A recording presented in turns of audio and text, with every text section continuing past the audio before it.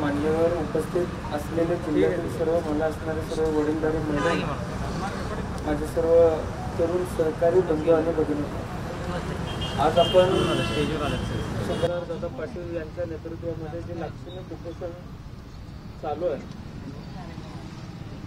ज्या मागण्या घेऊन ते या उपोषणामध्ये उतरलेले आहेत, ज्या मागण्या घेऊन त्यांनी उपोषण केलेलं आहे, त्या मागण्या समजून घेत शासन दरबारी या मागण्या मांडण्याचा प्रयत्न आम्ही सर्वजण करणार आहोत।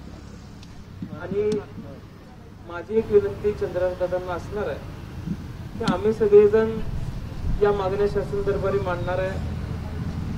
कुस्तीगीर परिषदेचे लोक आले होते, कुस्तीगीर संघाचे लोक आलेले आहेत, त्यांनी मध्यस्थी करायचा प्रयत्न केलेला आहे आणि आपण ज्या मागण्या घेऊन उपोषण चालू केलेलं आहे, इतक्या वरिष्ठ परिषदेनं संघानं मध्यस्थी केलेली असताना, शासन दरबारी जाणार असताना आपण ते उपोषण थांबवावं ही विनंती करायला मी इथं खरं तर चंद्रकांत दादा आलेलो आहे। या जिल्ह्यानं संबंध देशामध्ये नावलौकिक कुस्ती क्षेत्रामध्ये मिळवला।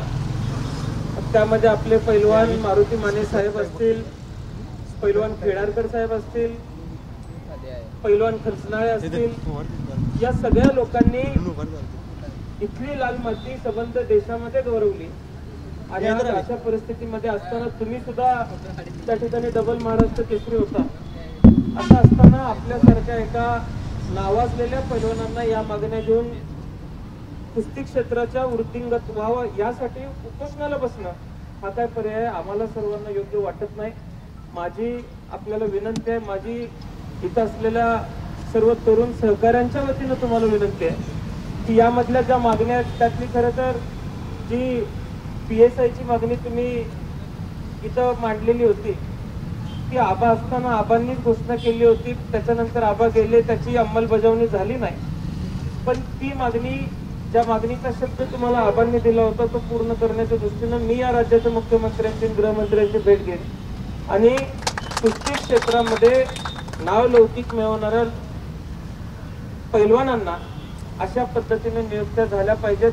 आणि त्याचबरोबर DYSPची थेट नियुक्ती असेल, त्याचबरोबर जे आता अलीकडच्या काळामध्ये महाराष्ट्र केसरी झाली त्यामध्ये सुद्धा कुस्तीगीर परिषद असेल, कुस्तीगीर संघ असेल, यांच्या माध्यमातून काही मध्य काढण्याचा प्रयत्न केलाय, कमिटी फॉर्म केलेली आहे, रेफरींच्या संदर्भात निर्णय घेतले जावेत, ही आपली सर्वांची मागणी आहे। त्यामुळे या सगळ्या मागण्या घेऊन शासन दरबारी पाठपुरावा मी करेन।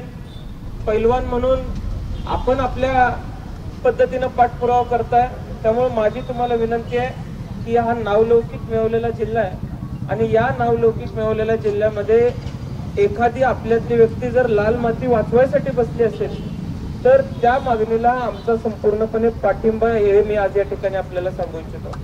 त्यामुळं लाल माती, लाल मातीतली माणसं, लाल मातीतला पैलवान टिकला पाहिजे या दृष्टिकोनातूनच आज या ठिकाणी मी आपल्याला सर्वांना पाठिंबा देण्यासाठी आलेलो आहे। आणि मी आपल्याला ग्वाही देऊ इच्छितो, माझी आपल्याला विनंती आहे की आपण हे उपोषण थांबवावं। जी मागणी असेल तुमच्या बरोबर, तुमच्यासह या राज्याच्या मुख्यमंत्र्यांकडे, या राज्याच्या गृहमंत्र्यांकडे, आपल्या राज्यातले अनेक ज्येष्ठ नेते आहेत, ते हा प्रश्न समजून घेतील, त्यांच्याकडे मला तुम्हाला घेऊन जायची इच्छा आहे। आपण तिथं जाऊया, तिथं आपल्या प्रश्नांसाठी झगडा करूया, पण आज हे उपोषण तुम्ही थांबवा अशी विनंती मी आज या ठिकाणी आपल्याला करतो।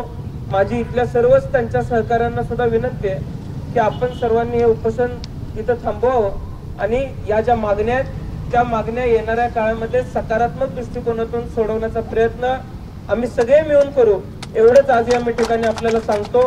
आणि पुन्हा एकदा आपण हे उपोषण सोडावं अशी विनंती मी तुम्हाला करतो। तो निर्णय तुम्ही मी इथं तोपर्यंतच घ्यावा अशी विनंती मी करतो। माझे 2 शब्द संपवतो। जय हिंद, जय महाराष्ट्र।